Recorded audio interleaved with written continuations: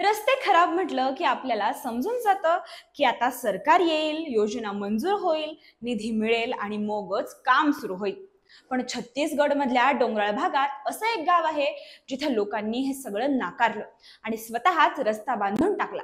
दंतेवाडा जिल्ह्यातल्या या आदिवासी गावात सरकारी रस्ता यायला वर्षानुवर्षे उशीर होत होता.